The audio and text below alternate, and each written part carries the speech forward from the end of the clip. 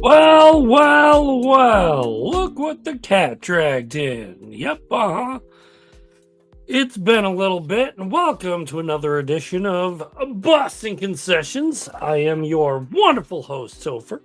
We're a SSBN podcast, and we're hanging out here. We are not in Florida.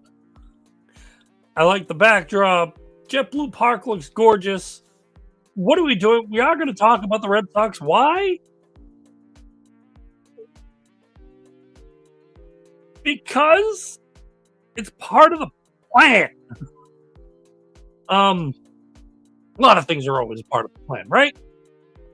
You know, you get involved, you get a couple things going, and of course, something. I'm just gonna break into like Red Sox right now. Why the heck not? Actually, no wait. Before I break into Red Sox, because I'm gonna get involved in this. First off, I apologize for our absence. There was a few things personal wise that happened with me. I'm working towards it. I'm working better with it. I'm going to be growing with it.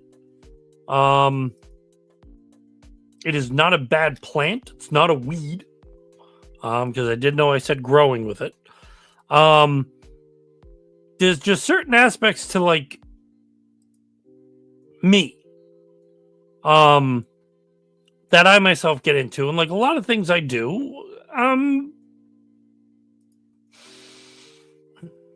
passionate, and I think for me, like a lot of people see that within how I talk, within what I get into, especially when I've been on here. I've had a couple guys that have actually been like, on the board with me, and we've been doing like some wonderful things, and when you get start involved in it, it's like,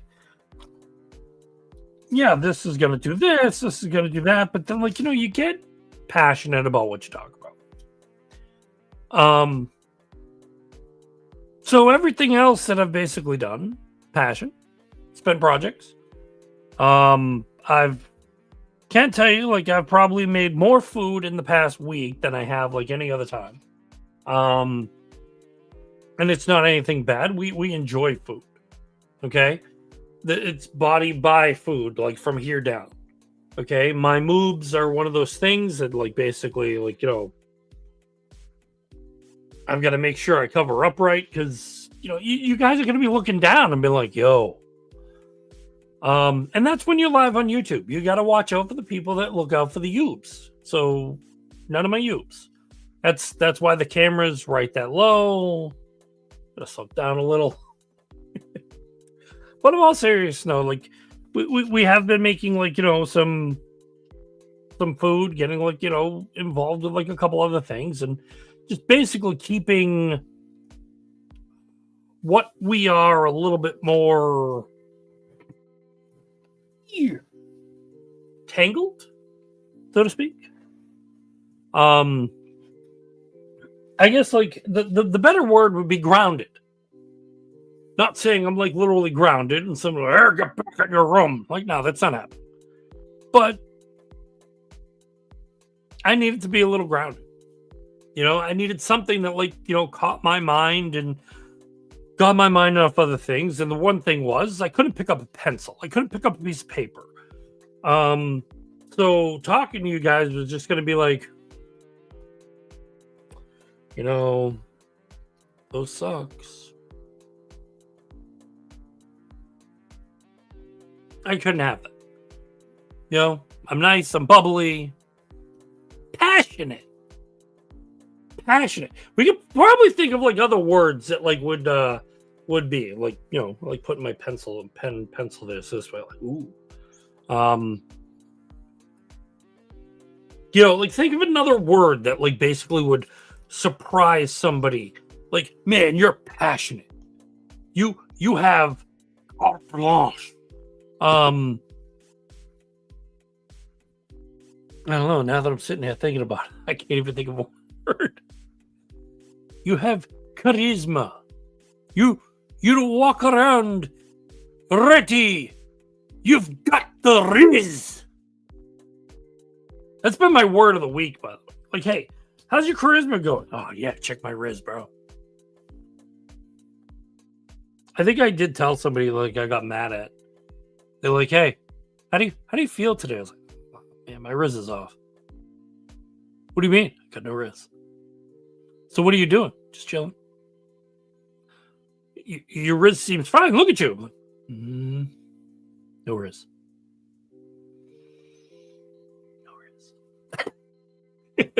So yeah, so for some of the week, yeah,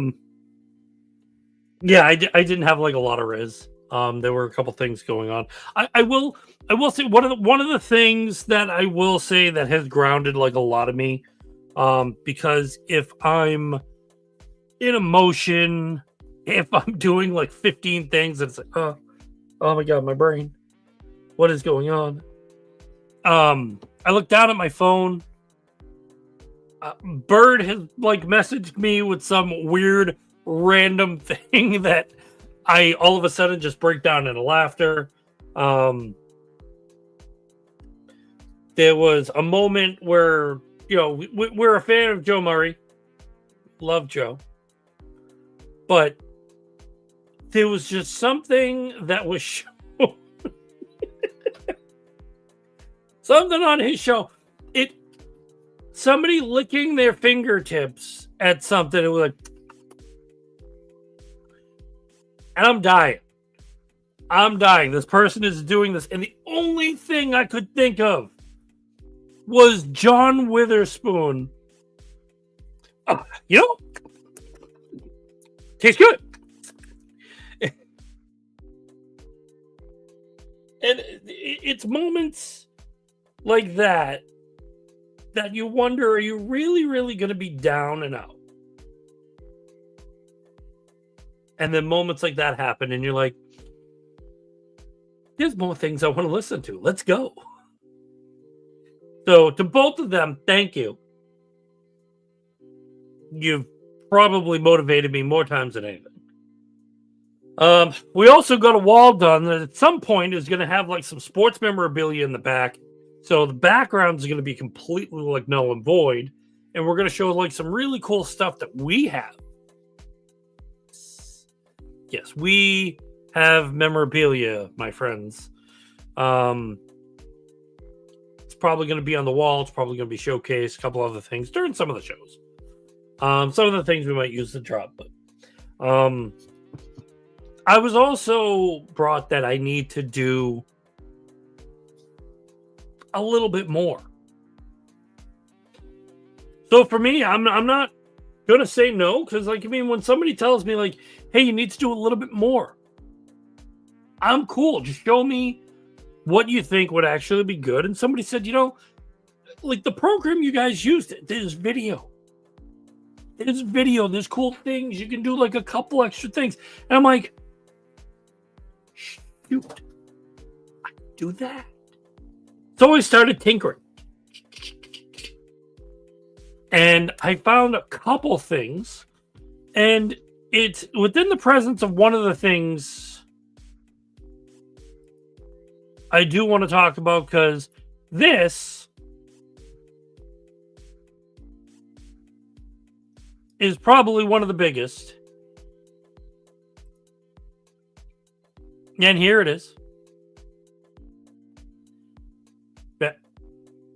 There's the transition. There it is. There it is, everybody. And to anybody who doesn't know this is Rafael Devers. Why is this important? It's just my position. How would you react if they asked you to DH? How would you feel about that? No. You can translate that. No. No. This man said no. Why? That's what I want to know. Why did he say no? Anybody want to tell me? This was MLB on Fox, by the way. This, like, I got off of TikTok, henceforth why, like, I showed the video and everything. But, like, can someone in the world tell me why you say no to moving from third?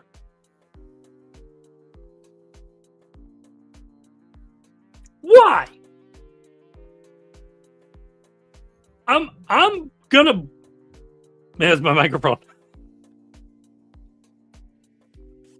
I did not expect that to be shown. It's like, hey, how you doing? but why? And then there's reason. Okay. To Raphael Devers, have a good night. Will that show like that?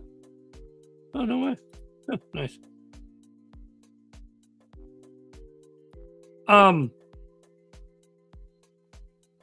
Bottom line of, like, how I look at this, I'm not saying no.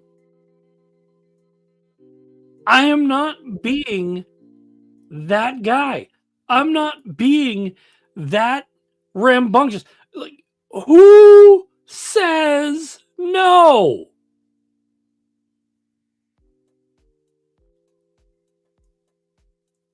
Like, let me put a difference here for what is going on, and I'll tell you where I stand with the Red Sox right now. Okay?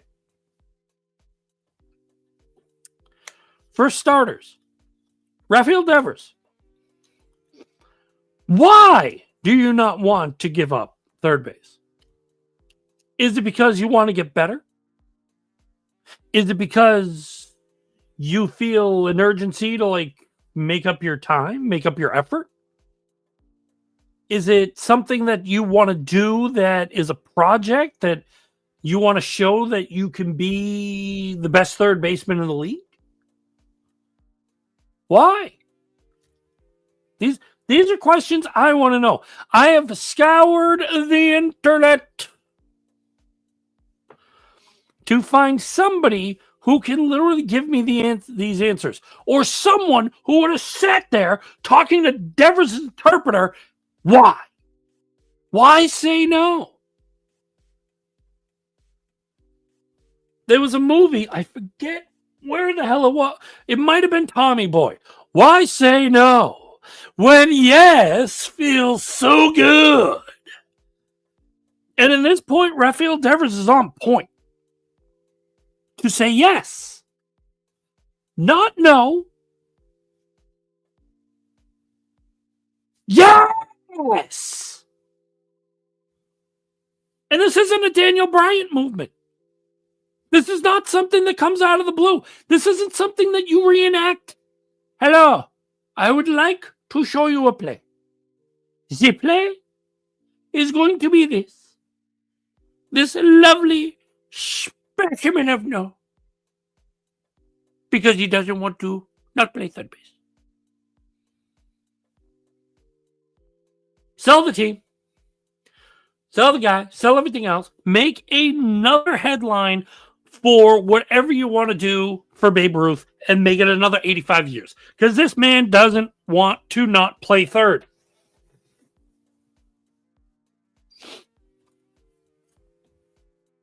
In my eyes, in my cabinet, someone looked at me and said, Topher, we're going to pay you oodles of money. We just want you to hit.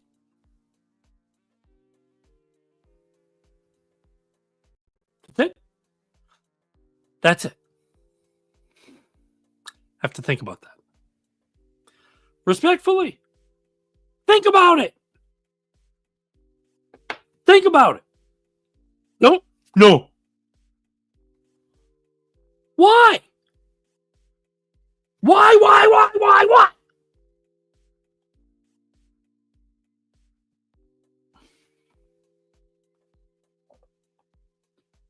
Here's the problem I have, though. Raphael Devers doesn't want to get off third. Okay. You got Alex Bregman at $40 million. He is now registered to be the top tier second baseman in all of baseball. All of baseball. Rafael Devers is like what, 26, 27? So I'm going to pump the brakes with it. If, for whatever reason, you think that you are higher than anyone, Alex Bregman's been in the league longer than you. He plays defense better than you. He gets paid more than you. Here's another light that I can say that'll be totally better. If you think you're above anybody, go talk to David Ortiz, who made the DH job his life. He still every once in a while played first. He still fielded the ball in practice. But what was he known for? Hitting the ball. Did he get paid?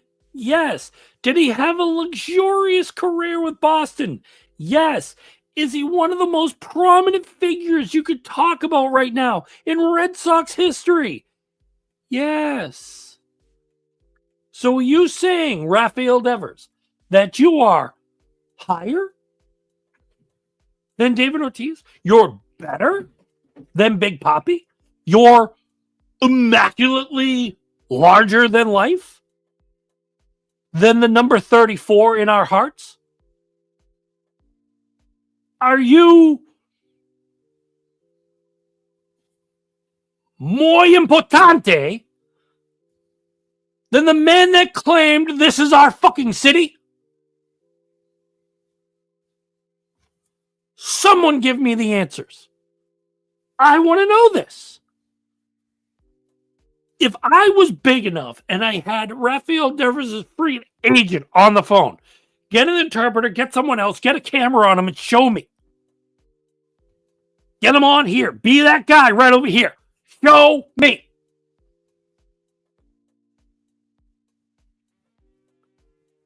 Wait. Hear that? It's Red Sox fans.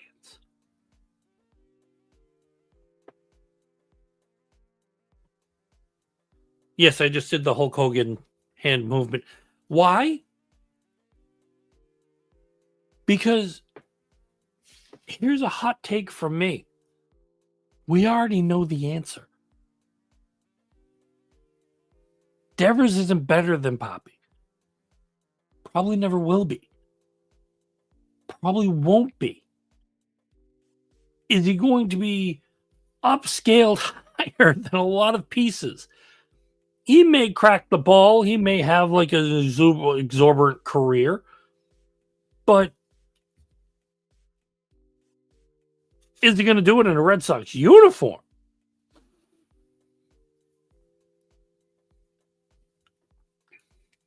See, my hot take that I would leave with anybody, anyone,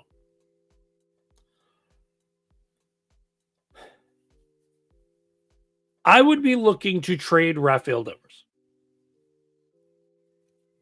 Get 3 teams involved. Nolan Arenado, 1 or 2 other players out there. Hell, I'd even hit up LA.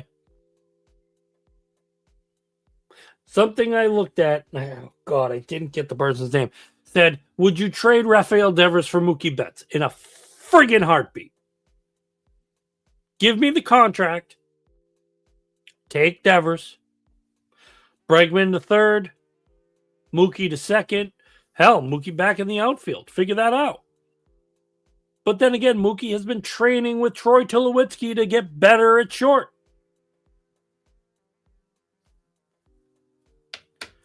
Something is amiss here. But what would I do? Where would I start it? What's my hot take with it? It's simple. Either Devers gets on board that you want a winning product on the field, or your winning product doesn't go with him. It's not a fashionable contest. You have Alex Bregman, who came here, which multiple sources I was reading said Pedroia had something to do with it, reaching out to him and saying, you need to come to Boston. Whether that's true or not, I don't care. I mention it because if it is true, great. Dustin's doing his job. You know, you have love of the team, you pull the guy in.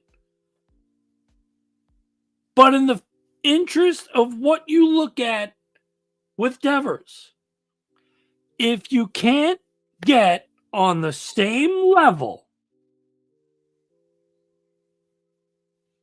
get out the door.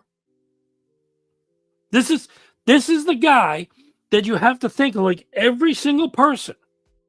And Theo, being the high up now, will actually sit here and go, this is something we need to look at. Something we need to focus. Is it going to make or break the team? Is this something that will be where we need it to be? Because in my eyes, right now, Devers is not being the team player. Okay? DH, it didn't destroy Poppy. It made him better. You know? That's what I have to look at. DH made Poppy better. So if the DH role is making David Ortiz a Boston icon, a Boston phenomenon, why would Rafael Devers not embrace it? You know? Like every once in a while, you get a Stark-driven team. Okay, let's throw him out there. And we're not saying don't play him, because you might have to.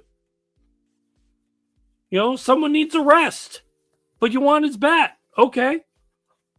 Throw Devers in a third. Cool. What do you do from there? Get that going. Cool. Now the guy's playing DH. You get Devers in the field. Who's to complain? Get him reps at first. Casas has to sit. You swap Devers. Nobody in the world is saying to the fact that, like, you've got to yank him completely from third base. But understand, when you've been in the league for so many years and your whole shenanigans at third base has been one of the top 5 worst defensive third basemen, or with you being in that hot corner, you've led to the Red Sox being the top 5 worst defensive third base leaders in the NHL. I mean, the MLB. Wow. Getting way ahead of topic. Then look at that. That to me screams something. What does it scream? Let's try to figure out what to do here. Okay? The Red Sox need to get into the postseason. They need to make that kind of splash. They need to make those kind of movements, those kind of breaks. You're not going to get it while Devers is sitting there saying, no, I'm not doing DH. I'm my third baseman. And then, not only that, but he hears the rumbling, and who says it before anything? His agent. Why is his agent talking about this and not him?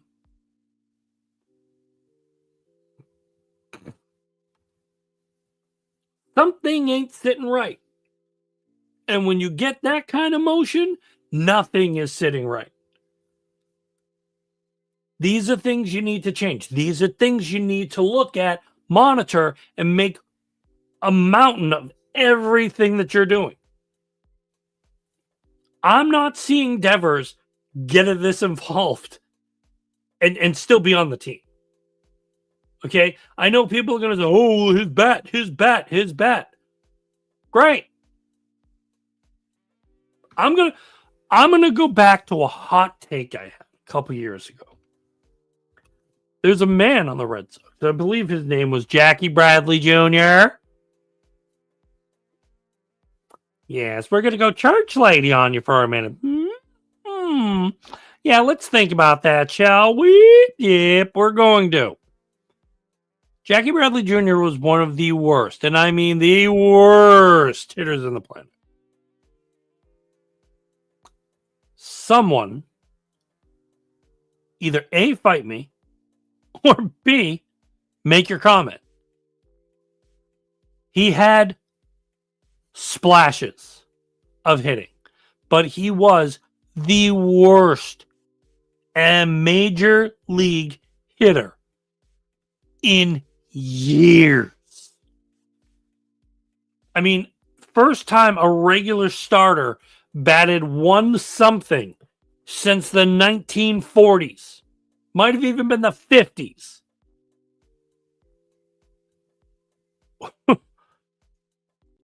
Dude, there are people that bag groceries that can hit 225 and still feel like you did. There was nothing spectacular or monumental about Jackie Bradley and his glove.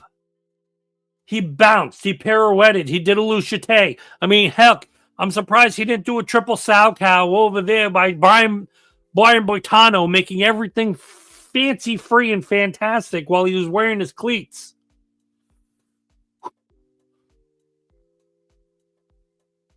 Yes, he was a good defender.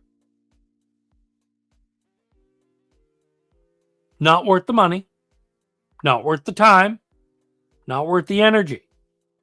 Not even for the fact that you traded off a guy who basically fought tooth and nail to get you where you needed to, and then you had him again because you traded one guy for the other guy that was basically on a 1 year. And oh man. Oh wait, where'd he go? Yep, nowhere. So if anybody's going to talk about these thoughts, it's going to be this guy. I'm not afraid to say trade him. I wanted Jackie Bradley traded for Chris Sale. Why? Because you could have had a couple extra pieces that were left over, and they get a starter. And who's to say that you didn't have award-winning pieces that would have made everything more monumental? Could you be better hitting? Sure. Could you have won a couple extra games? Oh, yeah. Could things have changed within like how you hit, how you like defended, how you did everything else? Yes. You know, these are things like it might not have been his bat. It might have been someone else's bat. Yan Gomes. Wait, was it Yan Gomes that was traded for him?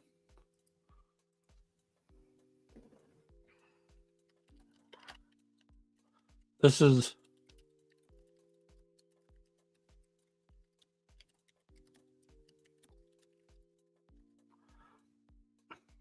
Yoan Moncada.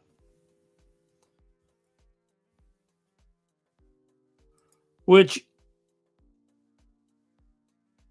Yoan Moncada right now, he's still a third baseman. He's 29 years old. He plays for the Angels. He had 40 at bats. He was still hitting 275.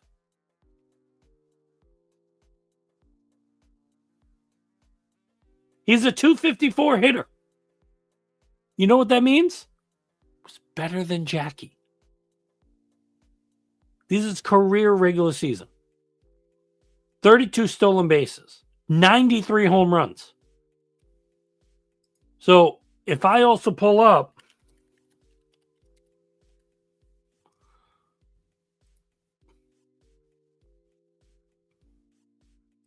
So I'm looking at Yoan Moncada right now. Career during the regular season, 254.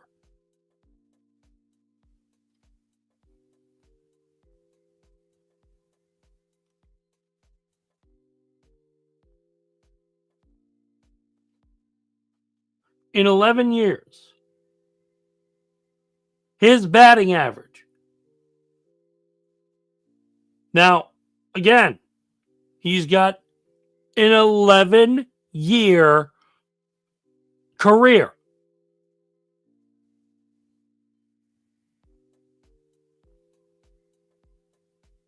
.225.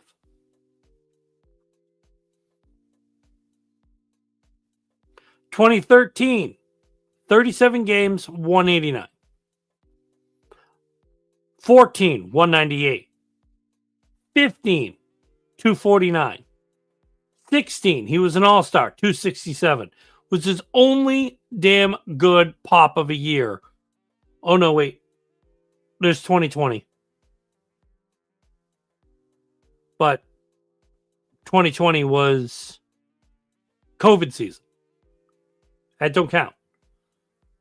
So, yes, 2016 would be your biggest because you were an all-star. And, by the way, mind you, I will go back to this comment, okay, about Jackie Bradley.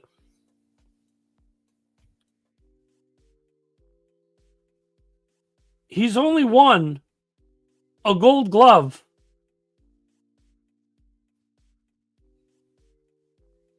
once. You really need to hear that? The gorgeous, proper, defensive, stouting center fielder Jackie Bradley only won one Gold Glove in 2018.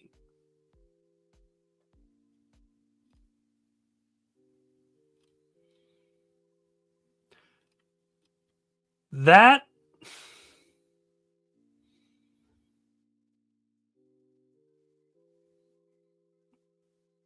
can't even say it. Because here's a better thought for you.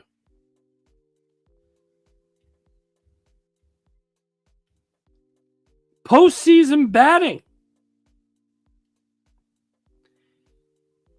He's 182.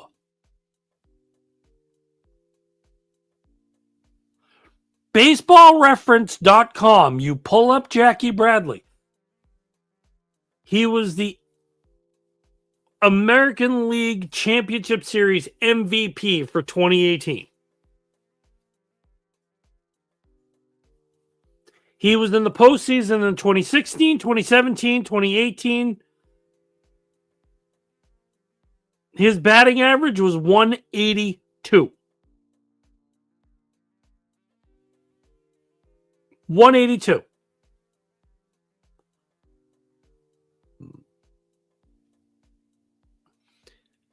So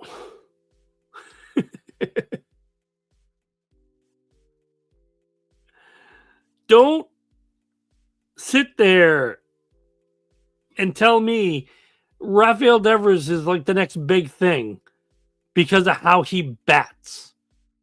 When you've got someone like Yoan Moncada, okay, who with anything, he's got a glove. He's still ranked high for everything that would be, defensive. He's got the goods on base. So why do I bring this up? Why do I talk about it like as it is? Because anybody who's touting to me that Rafael Devers should stay, play third, and hit at third, congratulations, buddy. Okay? But I will bring you to the ab factor of Jackie Bradley Jr. Okay? And what can you use an overall hitter for? Well, to hit. I like a guy to play defense. Not going to lie. Alex Bregman does both. $40 million for Alex Bregman. Do you mean to tell me, and I really am going to ask this in the comments, okay? You can leave your comments. You can leave anything. I've talked about like things like this on the pod before. You are the general manager of a baseball team. You have two rookies, same year age, same everything, different positions. Here are the names. Rafael Devers, Mookie Betts. You have to trade one by year 4. There is no way around it. You're keeping certain players. You're trading for high quality guys. You're making everything do what you do. You either have to trade or get rid of one of those two. Those are going to be the moot point within your franchise for years to come. Who do you trade? Because we already know who the Red Sox got rid of. And then we already know who the Red Sox got rid of on top of that afterwards, just to sign Devers to make him happy. Well, he's not happy. And he's going to cost you now. Because he's either not going to play third, or he's going to throw a tangible fit about it. I'm going on the fit. Where would you want to ride this? To me, trade the guy. See ya. Like I said, out there is so much room. Where babies are born and flowers bloom. Out there. Nolan Arenado is on the trading block. Another team looks for a high quality bat.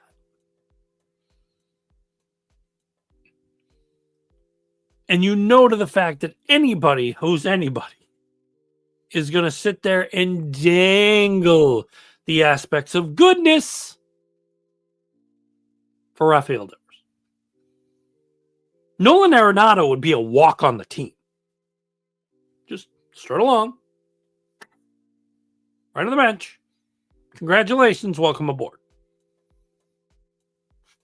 Who else can you get involved to get that 3-team trade with? Do the little mix.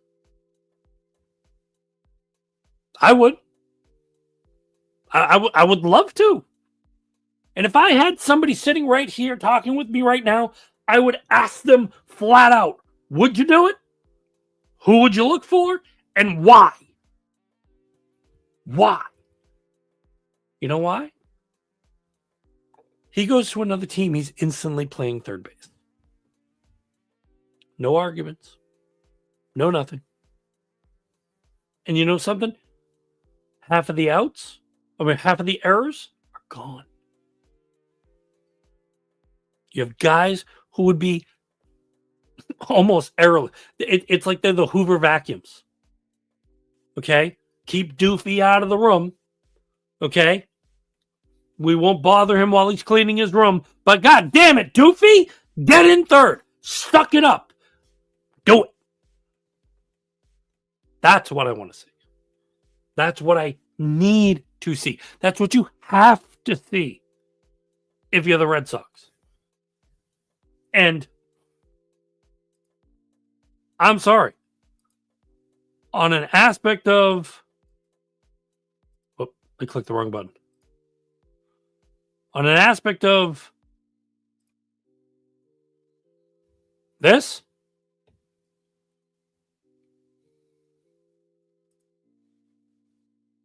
Yep. I'll tell you right now. I'm voting no for Rafael Devers.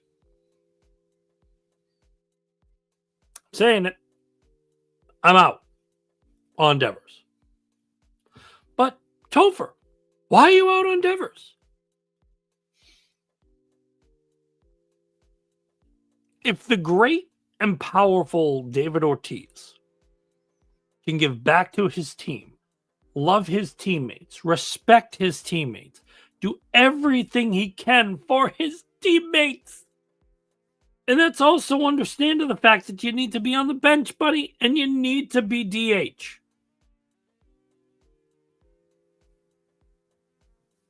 That, I'm out. Out.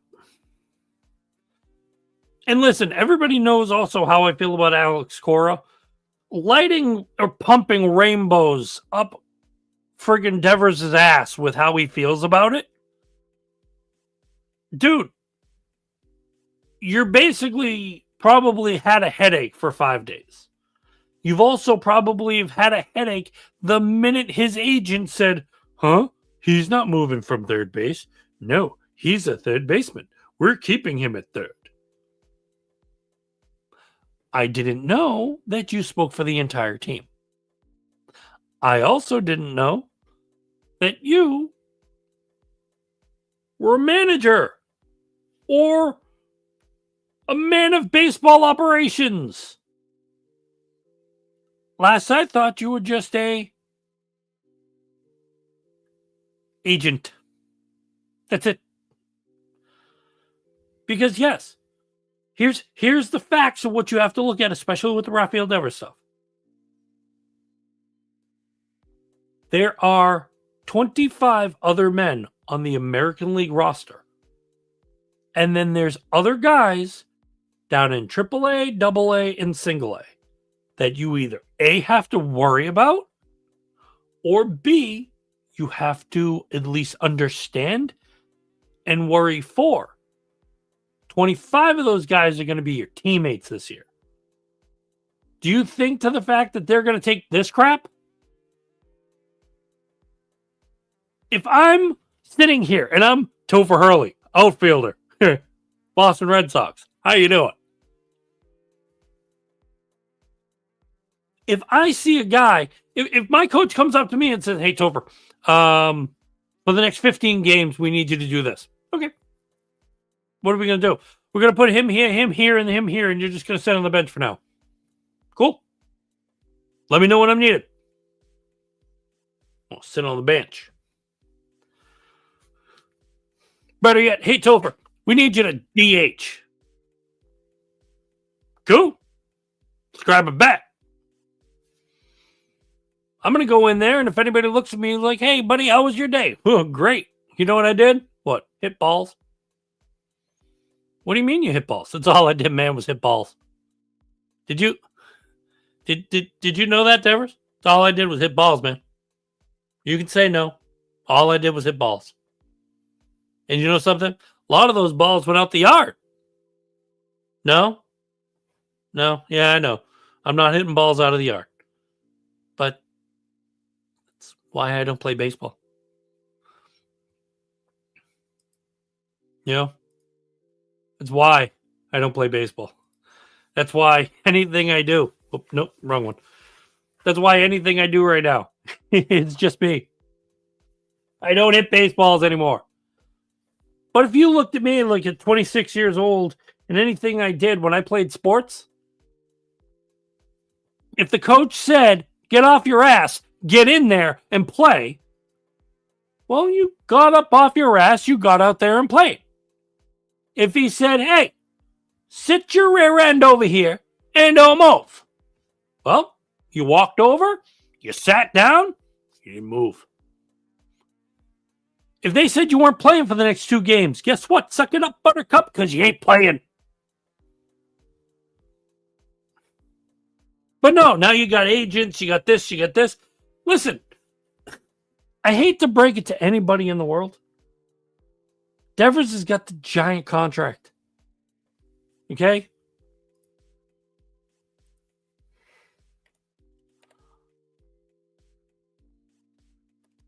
Rafael Devers contract.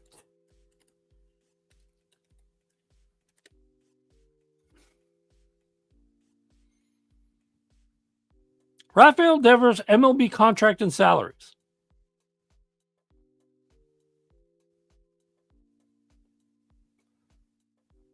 So he's 28.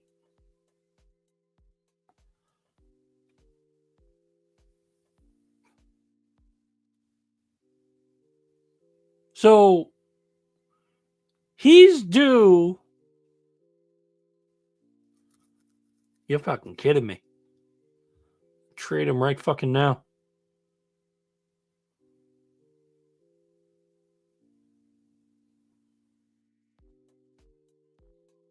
I literally would.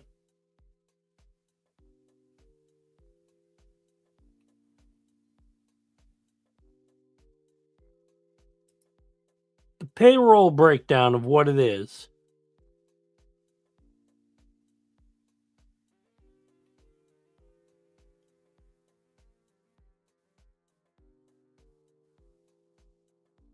Does he get deferred money too?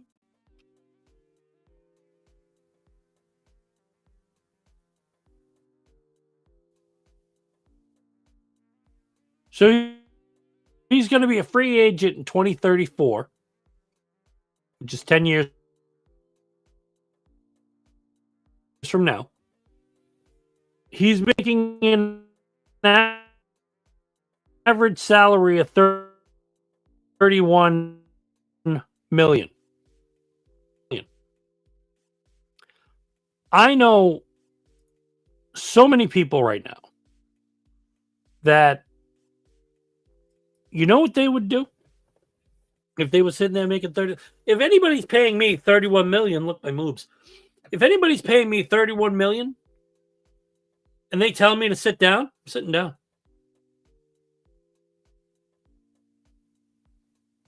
If someone's telling me I don't even have to show up for the next 3 days, I can sit on my keister and sit at home, okay, and not do anything, I might train. No, I actually would train.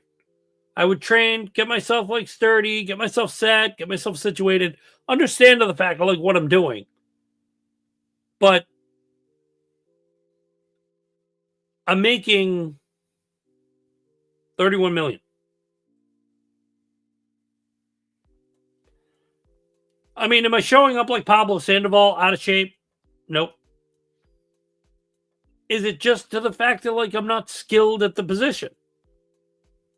Well, when I get someone, when they get somebody more skilled than I am at the position, great, cool. What are we doing? Well, we need to win. All right, cool. What do we need to win? You need to DH. No. No.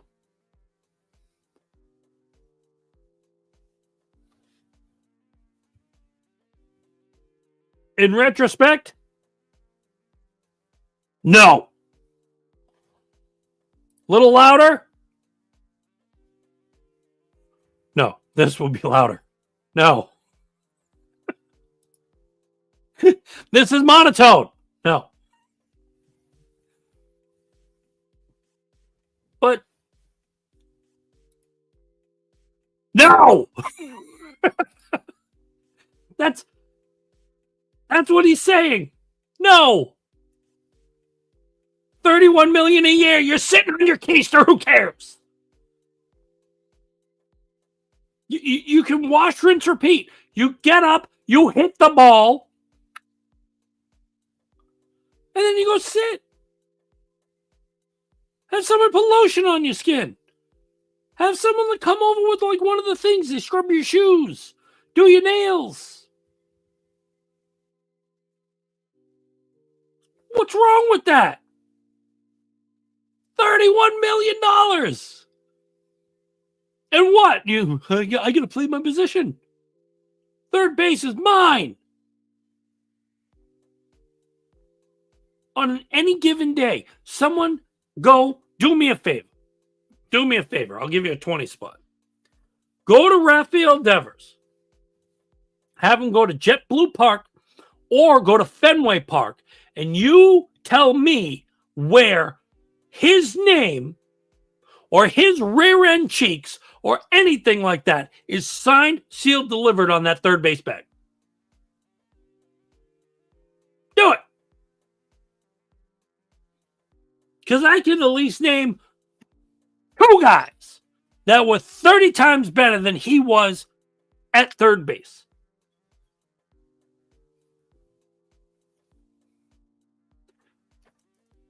That's the point. I can name people that were better.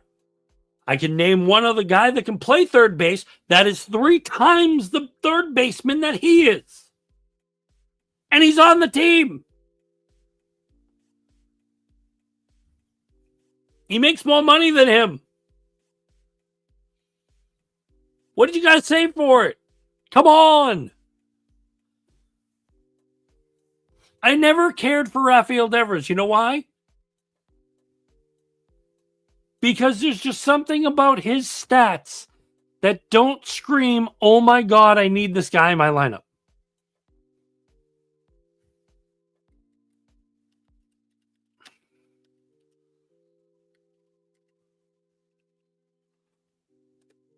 You know what it does say?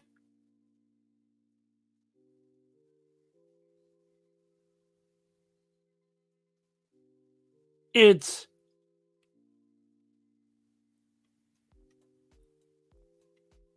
something like, oh, where is it? Yeah. I'm looking for his stats. Stats. Hello? BaseballReference.com. He's 28 years old. He's got 200 home runs. He's got a batting average of 279. He's got 32 stolen bases with his big frame. He's got a 345 on base percentage. He's got a 511 slugging. Is there someone out there better than him? Yeah.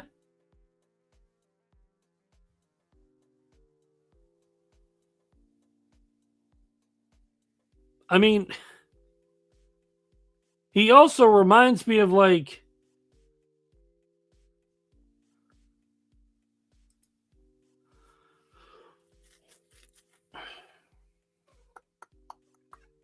where was he?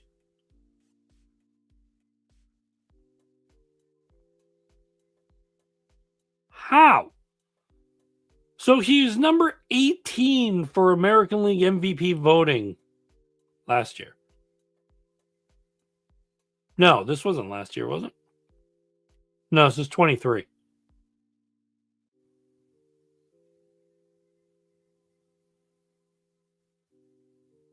He played 153 games.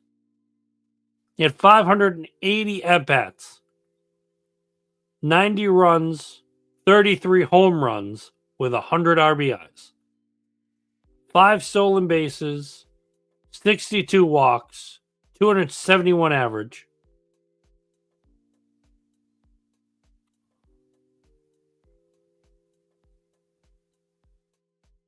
But if you probably look at other guys,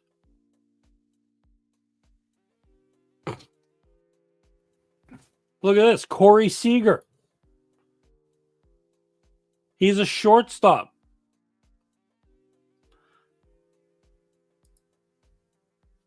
When you look at him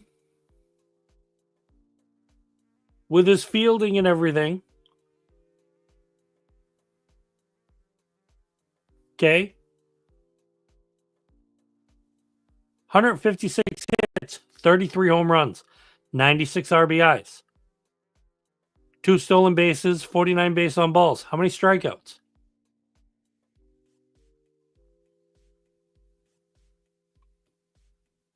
How many strikeouts did Corey Seager have?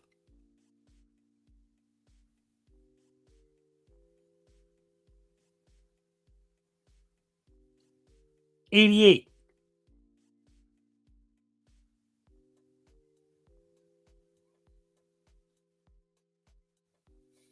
88. He's 10 years in the game.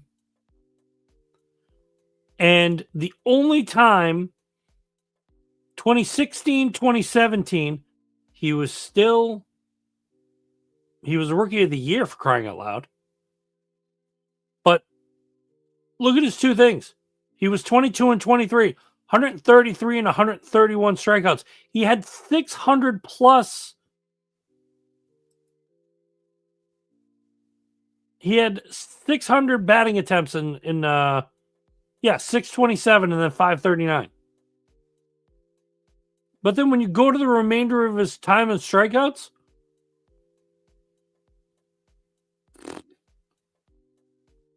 '98, 2019, and then 103 and 2 through 2024. He had 96.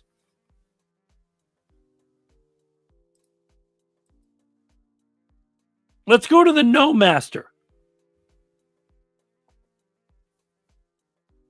Because here's the strikeouts: 121, 119. COVID season, 67. 143, 114, 126, 147. Who does that remind me of?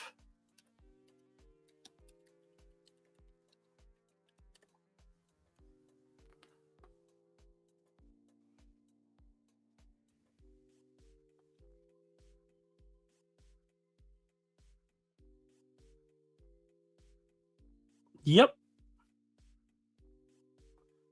Mark Bellhorn.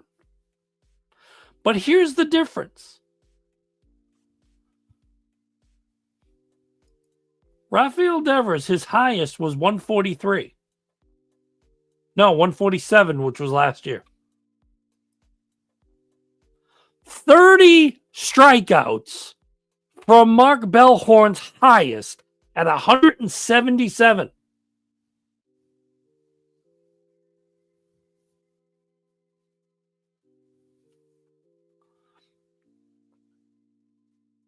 He had 620 at bats. He had 525.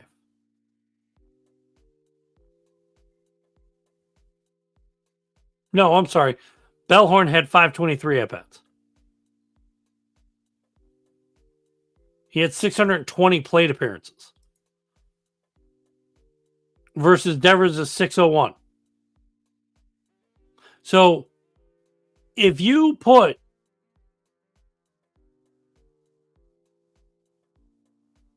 from 611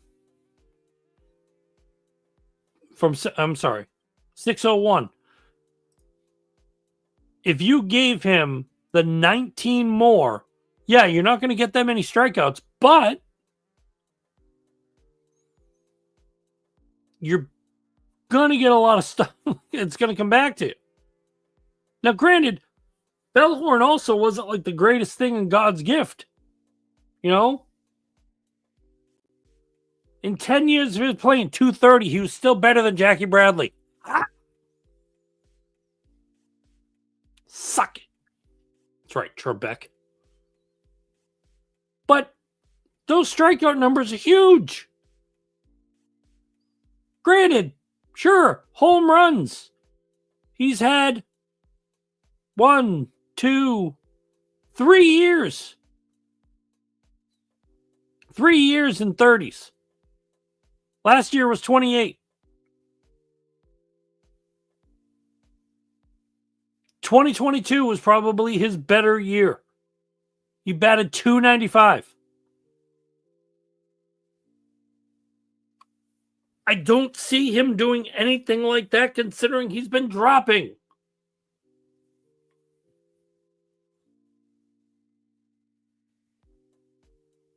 2022, he only had 114 strikeouts.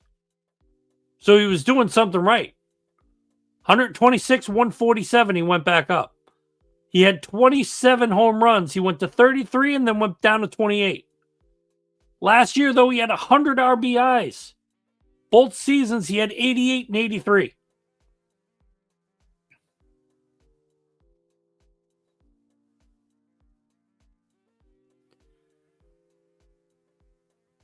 .295, 271, 272. That's a drop. Mind you, also, he had almost 30 more at bats than those other 2 seasons.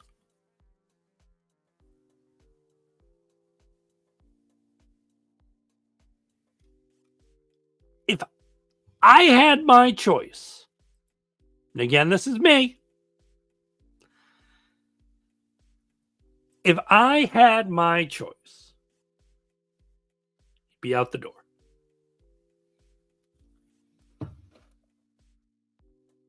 And if anybody's going to ask me why, it's straight up. Is there better out there? Yes. Can you trade for something that'll at least make up a brand that will put that together? Yes. Can it help you in the field? Yes. Will it give you more money? Yes. Can you pay another player that you don't have to worry about? Here's the thing. There's a pitcher that we just acquired that needs an extension.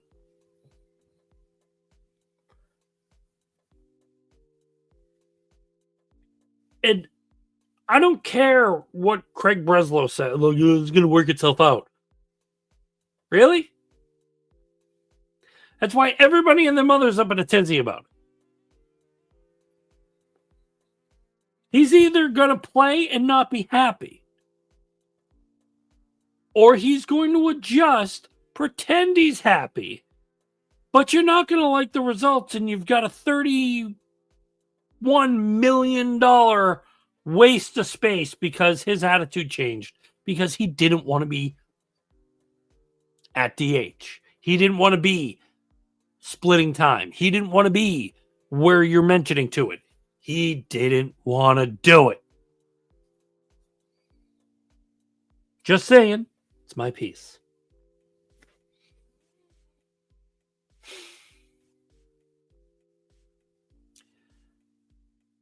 It's amazing how 1 minute you can do so much,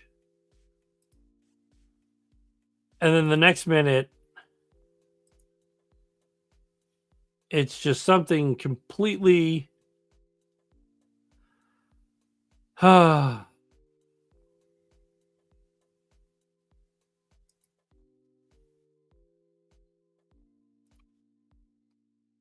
yeah. Didn't expect that. I meant to click off. But yes, it's something completely different.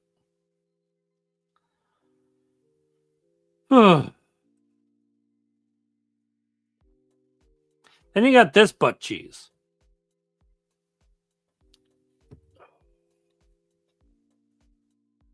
My God. Here's a headline of science for you. And the reason why I'm doing the transition in sports is because, like, one simple thing. Don Sweeney's body language is nothing like Craig Breslow's. Sweeney would probably take Devers, throw him under the bus, make him feel soft, make him feel weak, make him feel everything else in between. You know what he's not going to want to feel? Like, have him feel? Like an actual player. And it's bad about, like, certain things, like, you know, what we've got to deal with, what we got to go through. That's completely fine.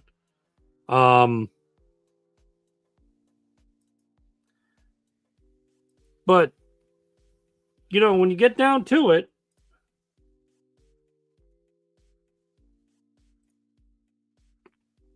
there's things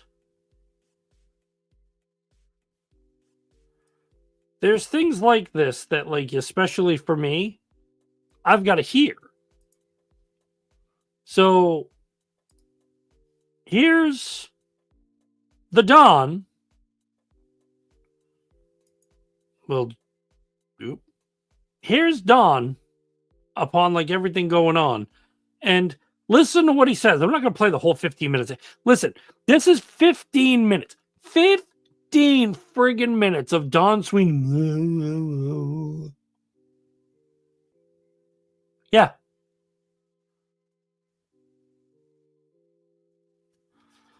But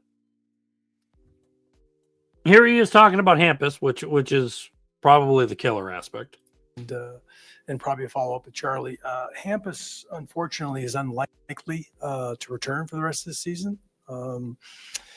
As everybody knows, he had a significant knee injury, fractured his patella, had surgery. Hopefully that's played. There was no real definitive timeline. I think we were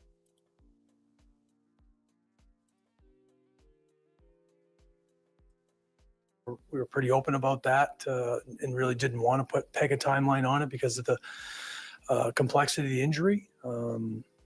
He's going to have a follow-up next week to remove a little bit of the hardware because it created some irritation as he was going through the rehab. Again, the healing process has gone long and gone well. He'll have no setbacks moving forward. That being said, it's going to take a little more time for him to heal naturally, and we just don't want to put a timeline on when he'll be back to 100%. So I think it's more constructive to allow him to not continue to push the way he had been pushing and to let it heal a little more naturally. As far as Charlie, before we even get into Charlie McAvoy, so you just lost Hampus Lindrum for the year. That sucks. You know how bad that is? Hampus Lindholm, it's a defender, so now you're going to try to find one that is working out. And what's worse is like you've got McAvoy from from the tournament is on blowing smoke with this. Very happy to report that Charlie's doing better out of the hospital, as you saw in his attendance to the Four Nations, and doing better at home with Kylie and Reese. And again, no timeline as regards to his surgery and his shoulder, but again, doing much better. And we're very grateful and appreciative to Dr. Asmussen and medical staff that took care of Charlie. So I want to break this. This man here is basically saying, okay, Charlie McAvoy, he's going to either have surgery, he's having surgery. He's up in spirits, he's good, he's like making like things wonderful. Everything else is going along with. But what is it that's basically going on that you can't do? You know, like look at how disappointed this man is. Okay? This whole season has been nothing but disappointment, and this is the face of disappointment.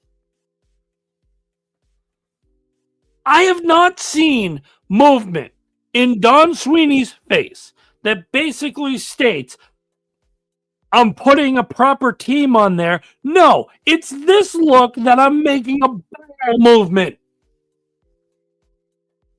Do you know how horrible this is?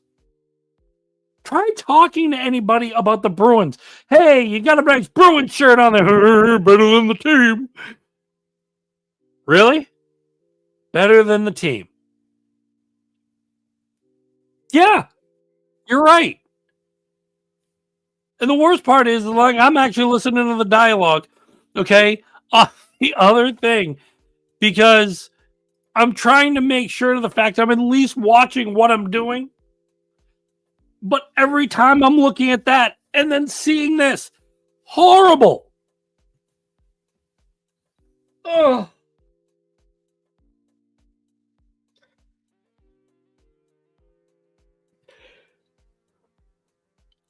So Lindholm for the year, possible. You couldn't get him near the end, but like everybody says, are you even going to be in the playoffs, Donnie boy?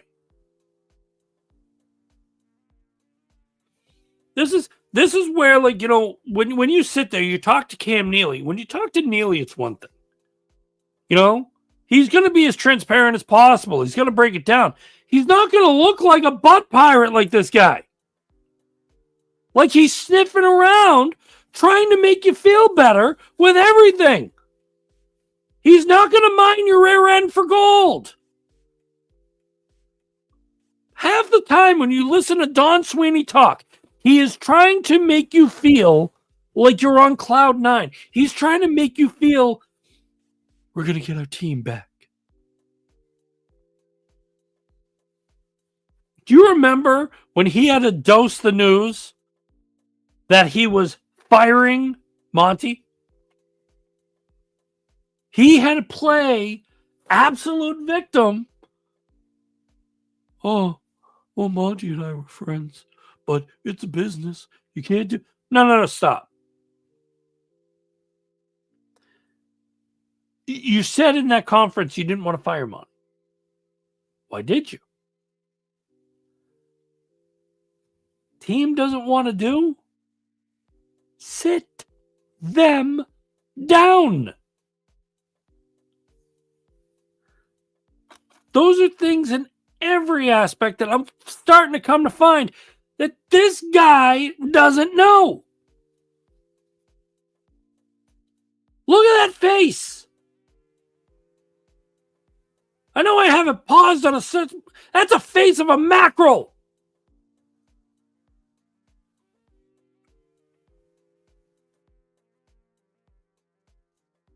I almost want to look at him and like, hey, Don, you disappointed?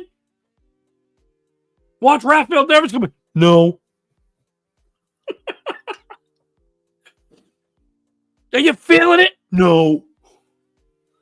Is your team doing good? No. You worried about your injuries? No.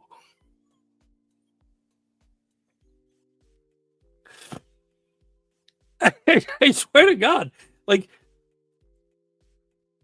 out of half the stuff that Don Sweeney says. Now, mind you, this is a minute and 38 into this video. Minute and 38. The poop is large in this video. Okay? I swear, watching this whole video, during this moment, he made a squeaker.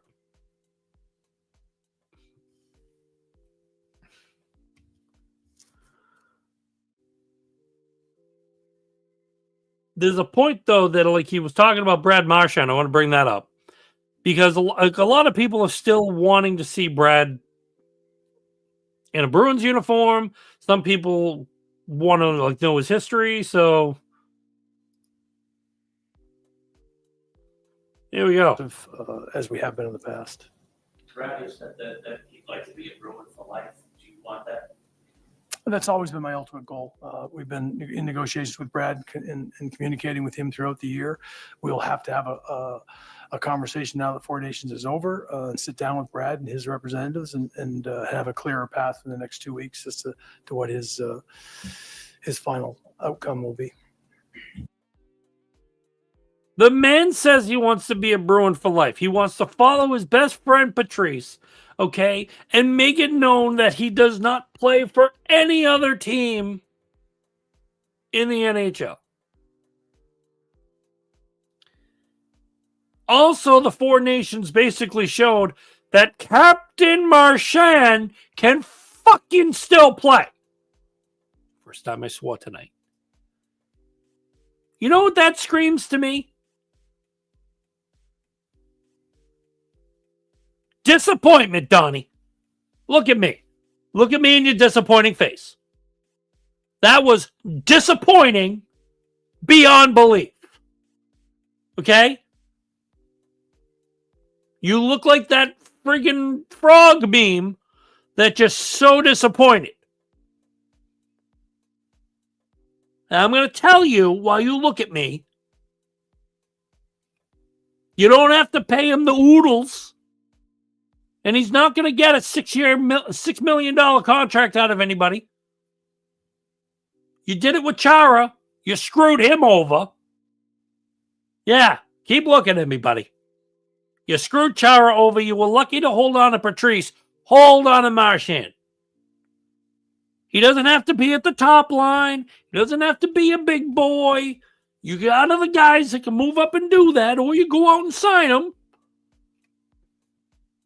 $2 million's okay. 1.5 okay. The man's already made money, Donnie. Stop looking at me.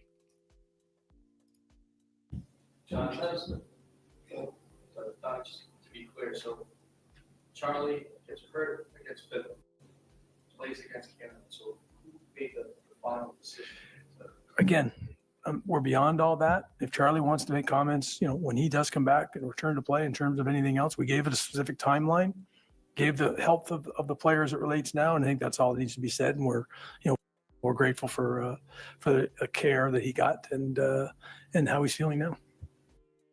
Yep, that was a continuation. There was one other thing that I want to bring up to speed. It was about veteran players. Now, mind you, I've always noticed to the fact how the Bruins have actually integrated with this, and this is one of those things. It was, how to put it? It was one of the key aspects that kind of bothered me about how oh God, why can I not think of his name? But how one of the coaches actually handled it. It was, you had your motions with coaching, but you also had your motions with the veteran players. And the veteran players, when they spoke, you basically went up and was like, oh, yes, we need to do that because our veterans they're bigger than anything. Bunch of laugh balls. But I swear, the other thing I want...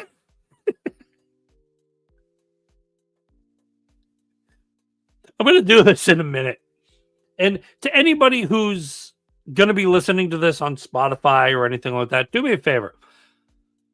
Go and watch the vlog on YouTube for a reason. Because one of the things I want to heighten up is you're going to see Don Sweeney, who's actually in...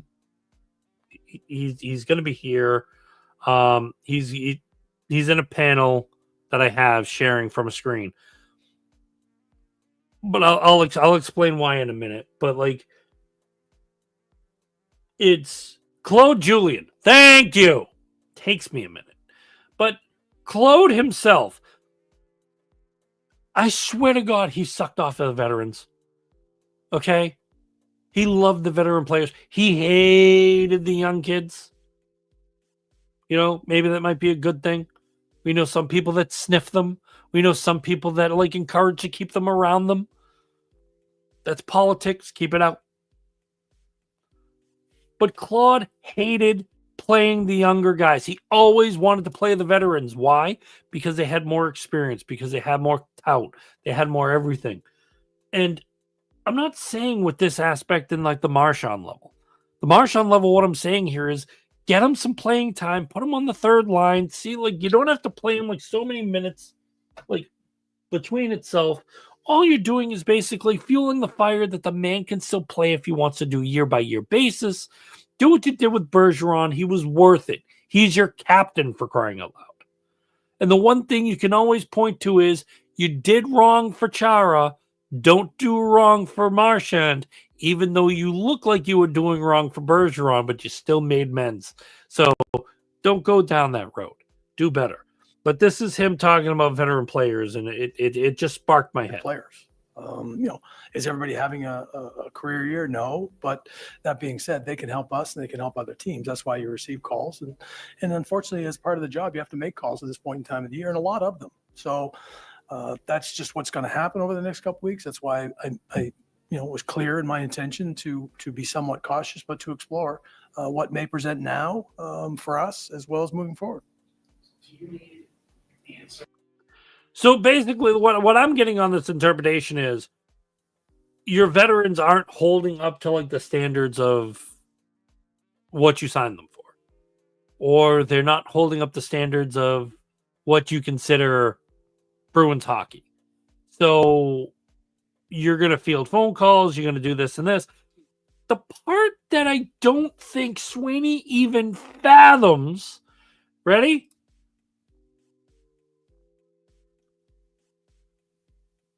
I'm trying to see if it does it. God, this is loading. See? Disappointment. See, The part that I'm going to state that is going to make Sweeney look like this face, if your veterans are not performing, you're going to get garbage for them. You can get a 25th round draft pick, and there's no 25 rounds in hockey. A peanut butter and jelly sandwich, a bag of pucks, and if you're lucky, somebody might give you poutine. You're not going to get anything back for these players. You might get money. You might get like freaking the worst draft pick in the world. But what do you expect to get for a player that is not performing for you that they may perform for these other people? That's the part I need to know, Donnie boy. And you are either looking down at the podium or looking down at your crotch because you don't know. That's right. Look at your face now. Shock and awe because I caught you looking at your wiener. That's right. More disappointment. Because what? First.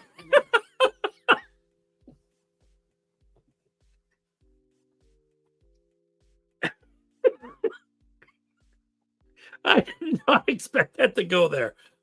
But in the interest of fairness,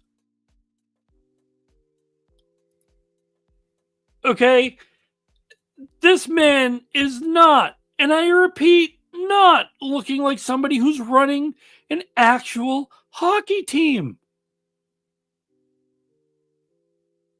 He looks like he's ready to be checked out. He's more checked out than Monty. Who do we get on that? That's right. You get Seabass himself. And you heard me, Donnie. You're checked out more than anybody else right now. I don't care how you look. This is the most stupidest face on the planet right here. Jeez. The reason why, like, I do that, I'm gonna exit out of like the full frame thing, but all seriousness, when it comes down to it, and you go into like a lot of things with hockey, okay, your GM is going to sprout and tout words that are basically going to carry that out. When I looked up Don Sweeney today, okay, I wanted Don Sweeney press conference, okay. And what did I get from BruinsInsider.com? Yep, giving them a head credit. He took a shot at multiple Boston prospects in today's press conference. Boston Bruins general manager Don Sweeney was if he was going to give Lysell or Merkelhoff a look in the NHL again this year, and Sweeney disrespected them both. Don Sweeney said repeatedly that the Bruins will be taking a more cautious approach this trade deadline. He doesn't expect to be overly aggressive.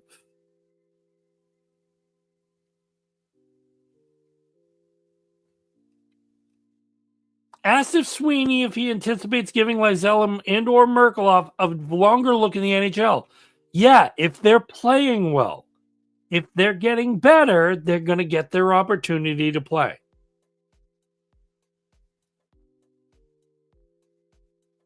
You're the general manager of this team.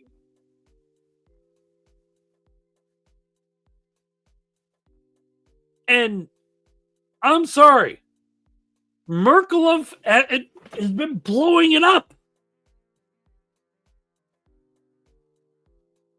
And Lysell is not being a slouch downstairs either.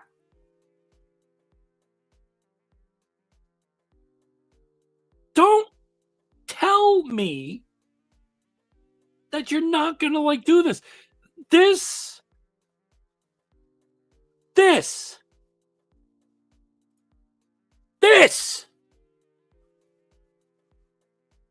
is where I state this is utter disappointment. This is, hi, my name is Don Sweeney. I'm crapping my pants right now. And I'll tell you why. It's either at the end of the year, if he doesn't adjust this and either make the wild card or keep them in the playoffs, he's gone. Everybody get your wish. Because I have a feeling this is more of a man on a hot seat than you could ever imagine. Why am I getting like riled up about this? The coach is gone. They're still doing what they're doing. He doesn't have the foggiest idea of what the hell's going on with his team. The reason the question was asked is because these are two guys that are making moves down in Providence.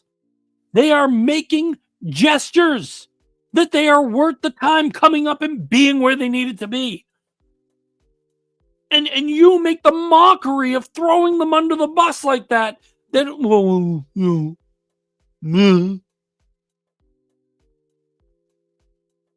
I'm disappointed in this. I had, within my time, all the hope in the world that the Bruins were going to make some splash this year. You know what I heard? Let's blame Swayman. Let's blame the coach. Let's blame this person. Let's blame that person. Let's play the blaming game. You know, I'm going to put the blame game on one simple thing. This year, I've watched a couple games where you see them route out. You actually see them grind out so much, but they still lose. And it's okay to lose a couple games. It's going to happen. People have to get that out. Does anybody remember what I said about the Bruins for like the beginning part of the year? You're either going to do one of two things. You're going to get me nervous at the trade deadline, or you're going to make certain changes that make you the better team, and you come off and be that better team. We're at the trade deadline right now. The Bruins are not sitting in a place I would like them to be. Last I checked,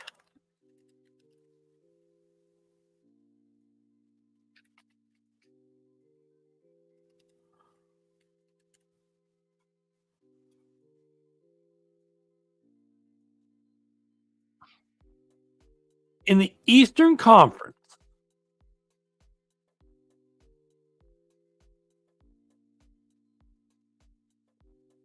they are sixth.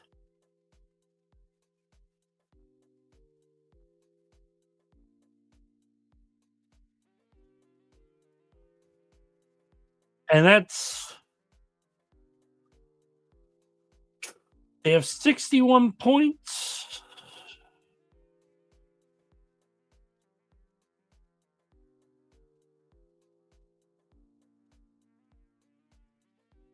So 1, 2, 3, 4. So right now, the Maple Leafs, the Panthers, the Lightning, the Red Wings, they'd make it in. Capitals, Hurricanes, Devils, and Blue Jackets, they'd make it in. The Rangers are on the cusp. The Bruins are out. And the Senators are out. Be that as it may, how like the Blue Jackets and the Senators would go.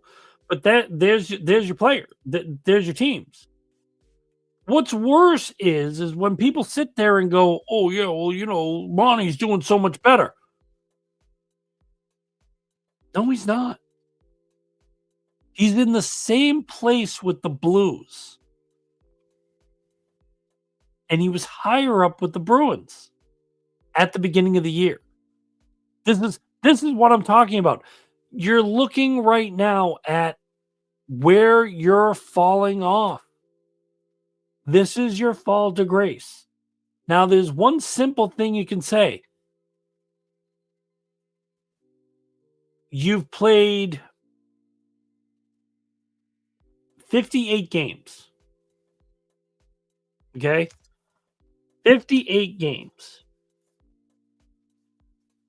Now, I believe your total of the season is 82. Am I correct? Unless they've changed something.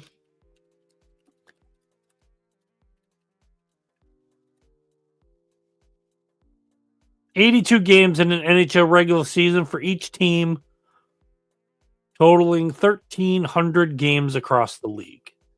This has been the case since 95, 96. Okay, so they haven't changed anything. Perfect. So you've played 58 out of those 82. So you have 24 more games to make a big splash and make a big something happen within what you're doing. Can you make up ground? Sure. Are you going to make up that ground within anything you're doing? Here's why I say you can make up ground. The Red Wings, I always look at between the Atlantic and Metropolitan, I always look at the top 4 teams. Okay? The reason I look at that, the Red Wings, they have 64 points. Okay? The 3 teams, the Capitals, the Hurricanes, and the Devils, they have 70. So unless you grind beyond any belief, okay, Capitals, Hurricanes, Devils, there's your 3. Maple Leafs, Panthers, Lightning, there's your other 3. Red Wings, Senators, Blue Jackets, you can fight. You can fight that. You have 61 points. Getting 3 to get the Red Wings, doable. Can you push it to the Lightning for 68? Yes. But you have to grind. You have to win. This is all stat aspects that, can you do it? Yes. But it's not to the fact you're completely out of it. You need to make those things. You have 24 games. 24 games. And if I look at the Bruins schedule right now,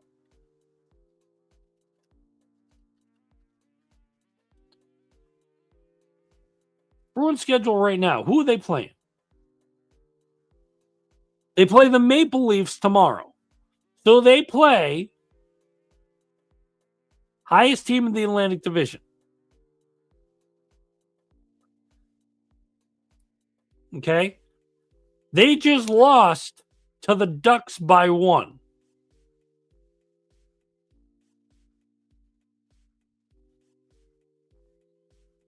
The Ducks in the Western Conference are the bottom of the barrel. 57 points, but they're 3rd from the bottom in the Pacific. Okay, they're not the Blackhawks, they're not the Predators. Okay? But they're up there in points with the Blues. But you have, looking forward, you have the Maple Leafs. Okay, probably take a loss. Islanders. That's the Eastern Conference. That's probably a win if you can squeeze it. Then there's the Penguins.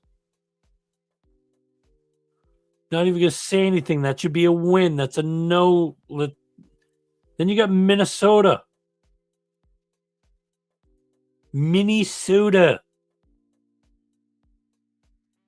They're up there. They're 3rd in the Central Division. Then you get the Predators. That's back to the Eastern Conference.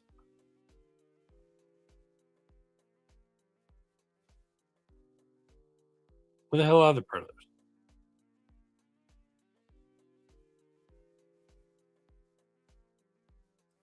They make them Western? Yeah, they did. Okay. All right. So they're the part of the Western Conference. Nashville, Tennessee, I guess, is on the West. Where are they? Bottom. Who cares? Let's see.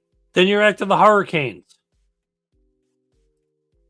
Eastern Conference.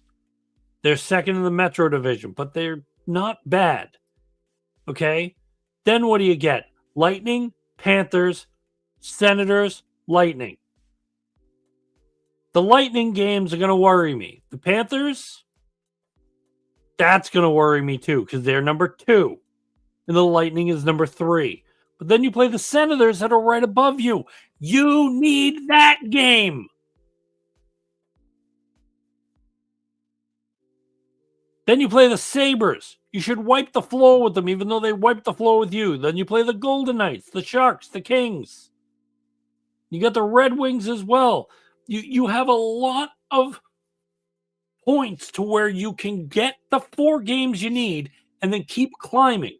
But you have to play not looking like this turd. They should have a picture of every single time Tom Sweeney looks like an absolute jackass, okay, on the podium. And you get to throw a dart every time you win. I know people have been fed up with Don Sweeney, and I'm coming to grips to the fact that they were probably right at the moment. Don has not been carrying the team into a lot of allocations. He can draft. I'll state that he can draft. But he hurts you in free agency. He hurts you with signing other players.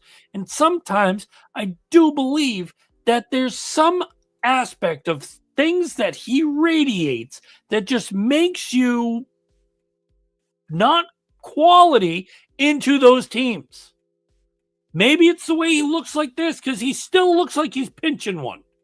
If he's pinching a loaf, farting his brain out, then you know to the fact of why people are pissed off because the attitude and the methane that hangs around him is going to anger anybody in that clubhouse. Bottom line. Sorry for you. But look, I reached a new high. I tried some video. I tried some other stuff. Look, I'm hopeful for the Red Sox. You just need to look at like things in another location. Maybe Raffy Devers is not the answer. Okay? Then when we look at the Bruins, it's the same thing. You don't have the players, you don't have the aspect, but you have somebody that is telling you you have to do A and you have to do B and making basically a mockery out of half the stuff. All I want is a winning product. That's it. I want something good. I want something whole. I want something wholesome. I want something that makes me want to watch a game again. Okay? There's some aspects to where, like, I've even told somebody, watching Garrett and a couple other guys that they have on there is making me kind of want to break my tone of I don't want to watch because Alex Cora is still the manager. But there is a part of me that does basically state, screw Alex Cora. He's going to be a dink. He's going to be like a schmuck. Who cares what he does? At this point, I don't.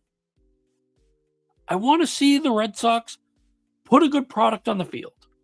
I want to see them managed well. It's the same thing with the Bruins. I need to see something tangible that makes me go, I want to watch this.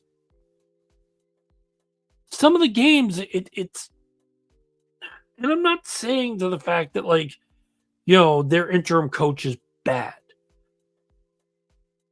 They need better direction. They need somebody who can get around divas.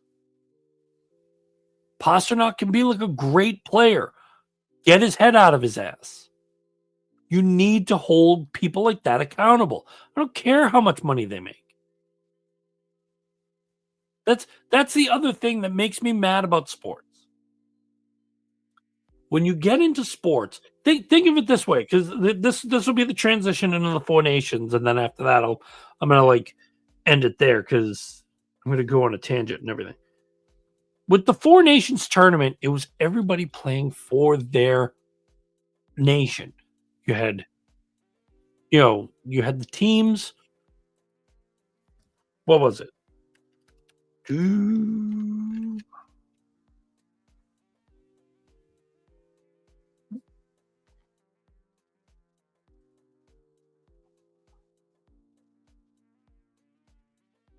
Four nations.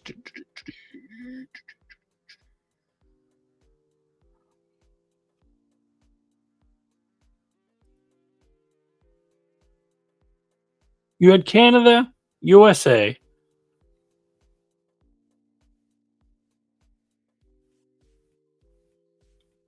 Who else was in it?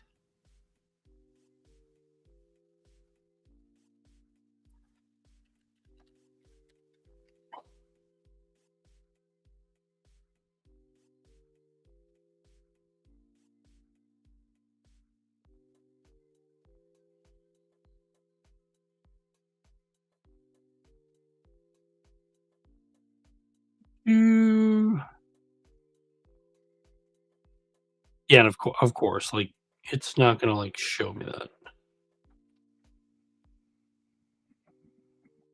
Chetnia's team. So it was Chetnia.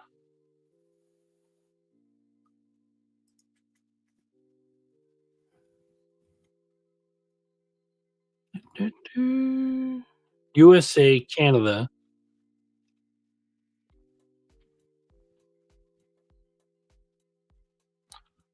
All I'm trying to do is like find out like who, like I forget who the hell the fourth team was.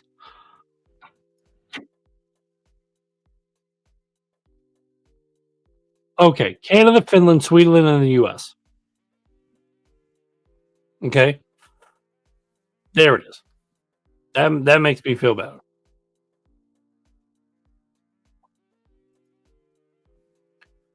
Marchand played for Canada. McAvoy Swayman was on Team USA. Team USA. Team USA. And Elias Lindholm was representing Sweden. Okay. So, first off, like what I'm basically going to say is this was probably the best thing on the planet. All I know is when it came down to the US and Canada, it was on. It was on. Finland, Sweden, still good games. Everything between what you would see out of the NHL broken down to like where they represent their countries. It made for better options, but it also allowed you to express who you were, where you come from. And I'm sorry, like when you look at Brad Marchand playing, you know, playing for Canada, he looked great. Charlie McAvoy was checking everybody. He didn't look like somebody called him one day McAverage. He actually looked great. These are moments where you get proud of who you are, what you're doing. You're not making a hell of a lot of money off it. But yes, you are playing in the NHL, you're getting paid, but then you're also representing your country. And this is what I'm meaning. You can represent your country and make something wonderful off of it. Or you can be turd sandwich, make a lot of money, but not have a care in the world. You know? But my final thought on this is exactly what it is. It was a good thought process by the NHL in order to bring this in. A lot of people have to have those moments to just celebrate who they are, where they come from, and what they do. That's more to me, in my eyes, especially for like someone who's played sports, understood sports since he was little. We played sports, pickup games, everything like that, not for money. I mean, yeah, the money would be probably cool about it. But you play the pickup game because it's fun. And to me, if I'm also Rafael Devers, I'm here for fun. If I'm making $31 million to have fun, sure. Put me in, coach. I'm ready to play. Yay. That's what I want to see more of. And if you're being Mr. Grumpy Pants, that's going to have the side effect. Rafael Devers having the side effect to his other teammates because he doesn't want it. And then Breslow, it'll work itself out. What if it doesn't? What if it doesn't? What if it actually tears down? What if everything goes wrong? What if something happens? You're going to be up a creek without a paddle. But that's what I want to see. This is what I want to see out of the Red Sox. This is also what I want to see out of the Bruins. Someone made it perfectly clear. I believe it was Vince Wilfork. The Celtics went out last year and they grabbed the championship by the horn. The horn. This year, they're looking to do the same thing. You know what's after that? Getting the Patriots back on track. The Bruins and the Red Sox have to do the same. I know this is a Boston-based sportscast, and if anybody's listening to me and you enjoyed the fact of like how I talk and everything, great, thank you. But this is what you had to look for. To be Boston and be a championship team again, you've got to basically put your best foot forward, and you've got to put what you want to do on there. There's the ramifications for it. You want to be a mediocre team, you're going to get mediocre results. If you're going to be like Don Sweeney and have a mediocre attitude while you're on the podium, well, you're going to get the guys who ask those questions, and then the guys are going to play mediocre because that's what they believe you are. Got to let your attitude speak the mind, speak the carrying of everything there. That's my take on it. The reason for it? Sometimes you just get better results with being equal with somebody that you are thinking you're higher up than anybody else. In my mind, Rafael Devers saying no shows me to the fact that he thinks he's bigger than David Ortiz. To a lot of people who are David Ortiz fans, they're probably calling for his head. I would trade him. But that's within it. But I will say for this, it is a wonderful morning. Thank you, everybody, who've taken the time. Because we are Boston Concessions. We are part of the SSBN network. Small State Big Takes on X. And we are grateful to be back. I think I'm going to do a Thursday morning YouTube, Thursday morning right within your Spotify, everything like that. So, till then, to everybody, please have an awesome, awesome day. And go sports, go team, go everything else. Good night, all.